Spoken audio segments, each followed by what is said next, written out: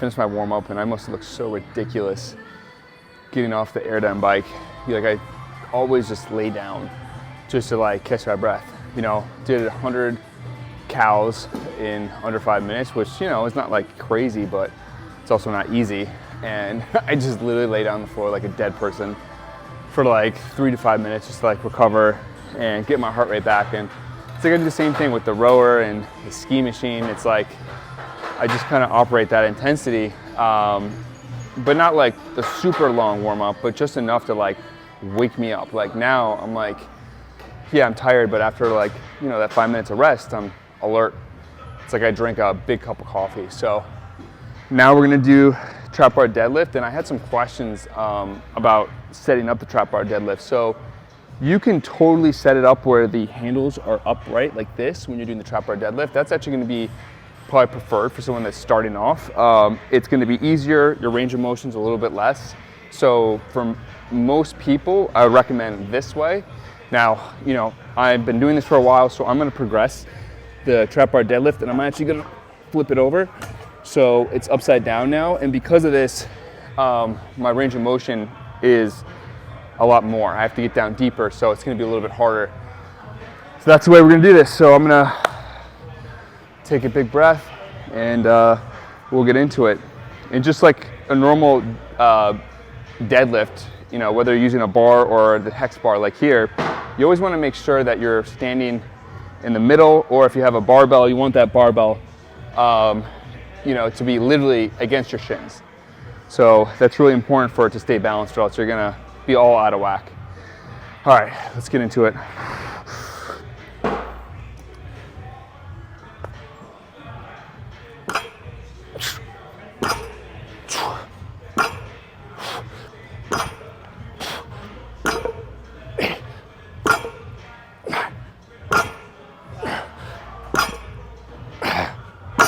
All right. Woo! Felt good.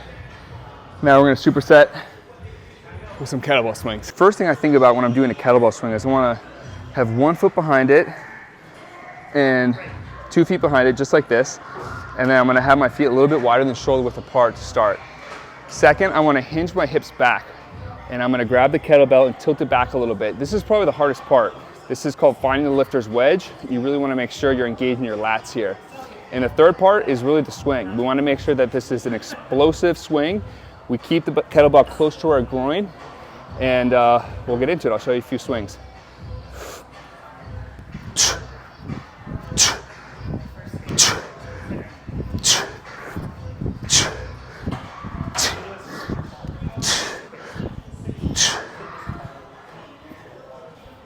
Woo! So the great part about the swings is like it's a full body exercise. It's dynamic, involves power, and a little bit of strength. And you'll see that when I bring that kettlebell, I'm really driving it back, and I'm keeping the kettlebell close to my groin, right? So sometimes in the beginning when I first started, that kettlebell used to go really low between each swing, and that used to irritate my back. So you really wanna make sure you're keeping that kettlebell close to the groin, really getting a nice stretch back here, and then letting the momentum of that pop of your hips coming up to float the kettlebell up, so you're not using your shoulders. One last thing just to remember, when you're doing this, like this, you wanna make sure your hips aren't just flowing forward, right? So we don't want this, we want strong, powerful reps. So your core is almost like the brake at the top. So you have that power with your hips, and the core is the brake here. So it's a lot of core work too, surprisingly. So give these kettlebell swings a chance, and if you're new, just start with like 10 reps. You don't have to be doing 20, 30 reps. It's just not necessary. Focus on form, be explosive with your power, and add these to your routine. So I skipped some of the workouts. I didn't show you the whole thing. I had to rush because I was supposed to have a call, and that call in between was canceled. So kind of rushed for no reason. But as I'm leaving, I just got this electrolyte drink. You can see here. I don't usually drink these that often, just when I feel like on occasion I've worked out really hard, I feel dehydrated. And that's the same thing for like sports drinks, whether you're drinking Gatorade or something like that. You know, there is a purpose to some of those drinks. but those are drinks that like you don't want to, or I try not to drink on like the regular. You know, that's like a special occasion if I've actually worked hard and feel dehydrated. So, you know, that's just something to think about if you drink those sports drinks or electrolyte drinks. They're good, but they serve a purpose, and you got to know the time and place when to use them.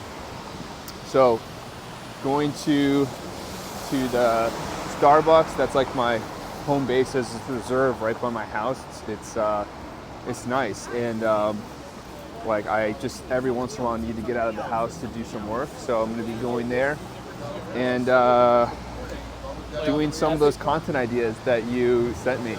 So I appreciate the comments, and I always keep saying this, like if you have other ideas or things that you want to learn from me, let me know, because I get inspiration from you.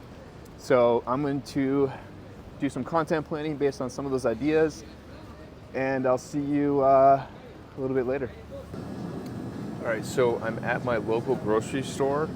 Don't usually shop here unless it's like certain things. And it's really weird. There's some things like some of the protein here is actually reasonably priced, and then some of it is absurdly priced. For example, this, you know, these like little chicken tenderloins, I mean like 16 bucks.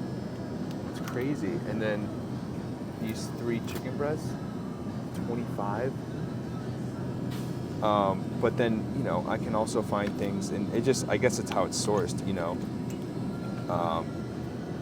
These tenderloins are, you know, $4.15, so just a different brand. But what I'm gonna get is just a couple things of protein. So I'm gonna get some chicken. I'm gonna get this top round London broil steak. Probably cook that up tonight. One of the things I always look for steak is, you know, anything that has like loin in it and things like that, top in it. Those are typically leaner cuts. You can even look at the steak and just see that, you know, there's less fat in there. So that's what I'm gonna be looking for. And we're just gonna pick up like a sweet potato.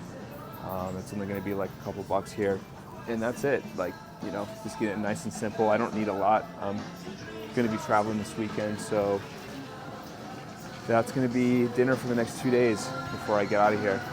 So I'll see you once I start making the dinner and show you what I end up making.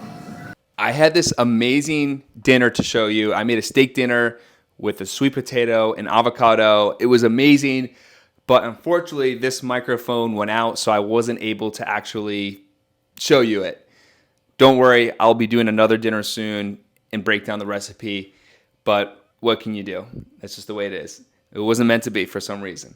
But with that being said, I looked at some of your comments about things that you want to learn from me about or hear from me, and one thing I wanted to bring up was my running shoe. So this is the one I'm currently using now. This is On Running Monster Cloud. So this is one of the newer models that came out.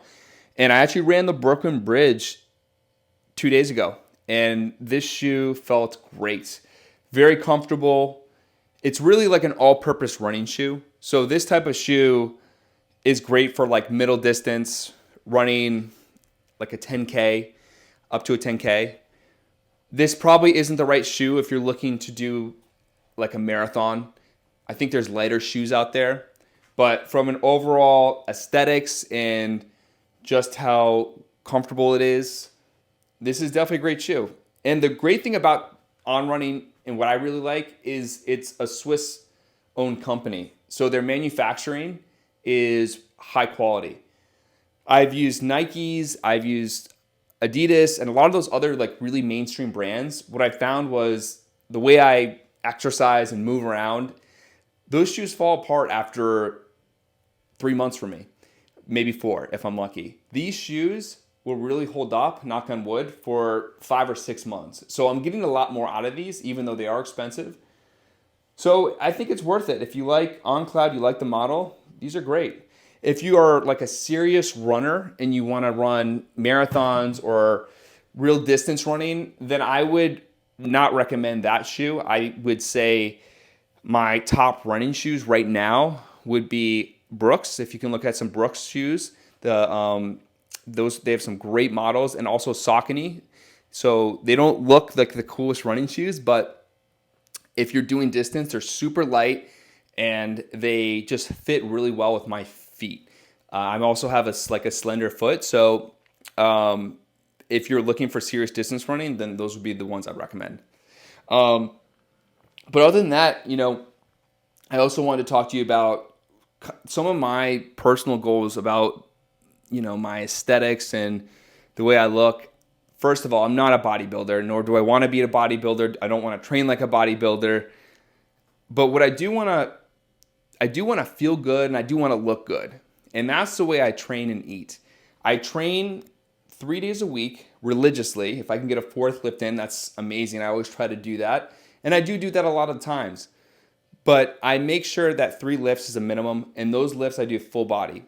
So the fourth lift is going to be more of an accessory lift where I focus on my arms, my core, my calves, things that I feel like I'm missing during the week, or maybe I didn't get enough of during the week. And that's really where I focus on it. And if I can hit those 4 lifts, that's an awesome week for me. Lifting 5 days a week, unless you want to be competing on stage, it's just not necessary. So if you can stick to 3 days and then have a 4th day as a bonus where you really hit those accessory muscles, you can definitely build some great muscle and get some incredible results. And this is stuff that I've been able to maintain for years. So the second part to this is nutrition, because obviously you can't outwork a bad diet. So the way I think about nutrition is the same way I think about training. 3 to 4 days a week, I'm following a pretty religious nutrition routine where I'm not doing anything that's outside the box.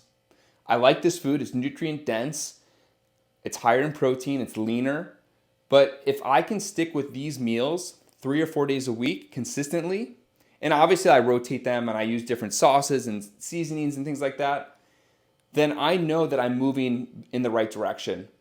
And unless I don't go off the rails, of course, on the weekends, right? I stopped drinking a year ago, or actually almost 2 years ago, excuse me.